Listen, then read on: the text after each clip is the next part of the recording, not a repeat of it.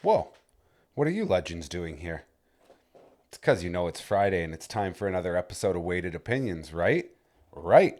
That's why I'm here. So, let's stop screwing around. Welcome back. It's episode 12 of Weighted Opinions, the show where I put ideas on the bar and see what they actually weigh. And sometimes what they should weigh if they actually lived up to what they could weigh. It's confusing, but it'll all make sense in a few minutes here once we get into what we're getting into. So, today is going to trigger some people, I hope. Probably a lot of people, I hope, because I'm talking potential. What is it? What it means, why it matters, how to use it, and why so much of it unfortunately just dies and gets buried next to grandma. Yeah. So, buckle up, suckers. It might feel like the Wild West, but instead of tumbleweeds and cowboy hats, we've got emotional avoidance and a society sprinting full speed off a cliff of regression while scrolling TikTok. It's gonna be a good one. Let's go! All right, let's start easy. Let's define potential before your brains run away and disconnect from this. Potential is the capacity to become something better, greater, stronger, smarter, more capable if the right work is done. Or to simplify for the folks in the back, potential equals what's possible, not what you're actually doing. Okay? It's like holding a seed that could become a flower or a tree or a forest, but only if it's planted, watered, and cared for, not shoved in a junk drawer for 40 years. Potential is virtually limitless, but limitless does not mean automatic. Limitless does not mean guaranteed, and limitless does not mean just think positive and manifest, queen. I fucking hate that shit. I'm so tired of hearing it. I have to do this sarcastically and make it not cool for all you young kids out there, okay? All you little Riz masters and whatever other garbage language you're frickin' destroying day by day. Anyways, potential, yes. It is the Bitcoin of human traits. It's volatile, right? Like crypto, its value is all over the damn place because almost nobody consistently invests in it. People want potential, they like the idea of potential, but potential only becomes valuable through the same two things that unlock everything in life: hard work and consistency. And surprise, society sucks at both lately. Yeah, spoiler alert. People now work harder to avoid hard work than to actually just do the work, which is insane. I almost just went cross-eyed saying that. Yeah, let's move on. Now, where did the word potential even go? We used to look at others and say, damn, you've got potential. But now, if you even hint at wanting more from somebody, you get hit with a 27-step explanation involving a disorder that's only existed for 4 minutes, or some trauma they found on Instagram yesterday, or one of my favorites. Oh, I read a horoscope and our energies are misaligned. And it's a therapist that they don't actually see, but they love to quote. Like, we as a society have become allergic to effort, challenge, and accountability. And as a result, human potential is collecting dust like that 1998 Nintendo cartridge you had to blow out every single time before you used it. You know the one. With my job, it lets me see potential every day, which sounds great, but it hurts. I see more in my clients than they see in themselves every single day. And honestly, it can be soul crushing sometimes because I end up caring more about their potential than they do, which to me is crazy because the person who lives in their body should care more than their trainer yelling freaking motivational nonsense at 6 a.m. You guys know. But here we are. So the question that haunts me is, what if people actually saw what I see in them? Like, we'll just sit there for a second. If you could see you how I see you, would you finally give yourself permission to try? Would you actually finally, once and for all, bet on yourself? would you invest in what you could be, not what you already are? Because here's the nightmare scenario. What if you had the potential to change your community or heal pain or influence the world, maybe spark some huge movement and transform countless lives? But instead, you chose the easy road and spent your life just existing until you quietly expire. That's not dark, that's honest. So let's change up the pace here. Let's imagine if the greats never used their potential. I'm talking Gandhi, Aristotle, Socrates, Lincoln, Einstein, Darwin, MLK, the list goes on. What if they had just shrugged and said, meh, seems like a lot of work, and just didn't do it? We'd be living in chaos. Humanity would be stuck at least 2 centuries behind. So let's ask the uncomfortable question. What if you have world changing potential, but you're ignoring it? What if the next great thinker, leader, innovator, healer, or creator is sitting on the couch scrolling aimlessly right now? Because statistically, some of them definitely are. And let's go further. Why don't people use their potential? I think the answer very simply is it's easier not to. And people love easy, right? It's easier to stay comfortable, protect your ego, avoid failure, avoid effort, avoid anything that feels like growth. Because modern life has straight up become too easy. We're too padded, too safe, and too convenient.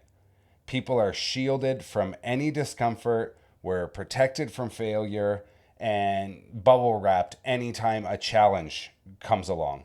So nobody is developing grit or courage or self belief like we used to.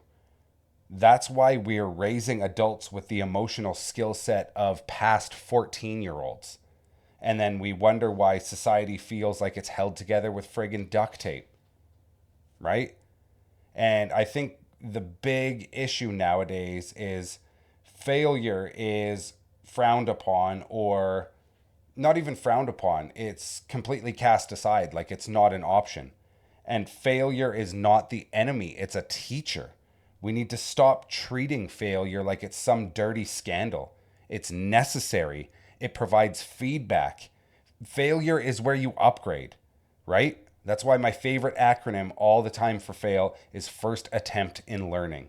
Because you mess up, you go back, you learn the things that made you mess up, you try again, and you succeed. Failure just taught you how to win. There's always a potential lesson in failure if you choose to see it. Always. And when you shield people or your kids from failure, you're not helping them, you're robbing them. You're cutting off their chance to unlock their potential. So, how do we fix it? How do we reclaim the potential? Well, let's start by normalizing failure. Okay? Failure is all right. It's good. We encourage risk. We reward effort, not comfort. We challenge ourselves. We break the damn bubble wrap. Like enough is enough.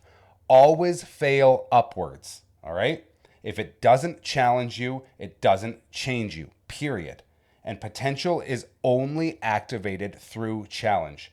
So I say, book the trip, write the book, start the podcast.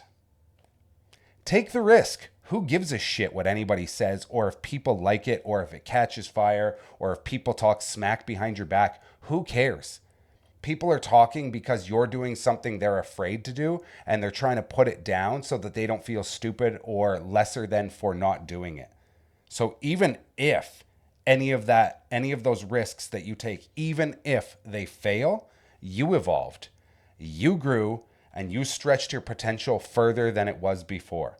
So every ripple creates another ripple, and suddenly you're part of a wave. Now, I'm not saying we need to start neighborhood fight clubs, or we should go start fighting terrible world wars again, or go through another horrible season like the Great Depression. But pain and failure are two of life's greatest teachers and teaching points. Like for me, I'll be honest, I didn't start growing up until my mid to late 20s and really hit my stride in my early 30s. And it was from pain and failure when I hit a nasty, painful rock bottom from failing and having other things in my life fall apart. And that's when I really found myself, hit my stride, and leveled the fuck up because it was out of hardship that it was a necessity. I had to. There was no more screwing around. It was time to level the fuck up. And as much as I hated that season, and that season was so hard and I didn't understand, I can now look back at the person I become and be thankful for those challenges and those painful lessons at that point in my life. So I think, like I said, it can be that simple and it should be that simple. Never underestimate that ripple effect that you can have with that one little action in space and time. You could change the world if you just try a little bit today and subsequently every day after. You could do it for you, but if not for you, maybe for your kids or the world around you. Like, as a parent, I don't want my son to deliberately struggle or feel pain or hardship, but out of necessity, I think he needs to so that he can learn and evolve and grow in his own right. I don't think it's just pivotal. I think it's vital for getting this bitch back on the tracks for society. I think we as a parent, we have responsibilities to start allowing our kids to live again like we lived. Just because we have all these comforts and technologies and conveniences doesn't mean we should be robbing them of opportunities or taking away the growth patterns that we went through. It's not broken, so why are we trying to fix it and reinvent the wheel? It's not going well, so maybe, just maybe, it was better before, and we should lean into that a little bit, and that's okay. So potentially, your potential is part of the potential problem and not the potential solution. That was hard to say. I just about tripped on that. But I think it's on us to start opening our eyes again. All day, every day, I see potential and I see it not being harnessed and turned into something. And it breaks my heart because I know if we all just stepped up and wanted to do a little bit better, that all of us would do a lot better. If you give a little and I give a little, we both gain a lot. So maybe, just maybe, we should adapt that mentality, right? Moving forward, it's almost 2026. I think we need to change the game. Lately, all I've been saying is you need to be the change that you want to see in the world. So it starts with me. I'm going to tap into my potential to potentially alter and change more lives for the better. And I hope you want to lean into that and see your potential and develop that further so that you can create that ripple and that wave for everybody else in your life and lead by example. Well, I think that's as good a note as any to end this on. Yeah. So, if this episode made you think, question, get uncomfortable, laugh, or reconsider your life, then my potential fulfilled its potential in your potential filled brain. Yeah, that makes sense somehow, and I said it, so deal with it. If you maybe possibly potentially enjoyed this, then you should maybe possibly potentially hit that subscribe button and share this with somebody who needs a kick in the ass wrapped in wisdom. All right? So, as always, I appreciate you all for spending this time with me. And until next time, my friends, stay glorious.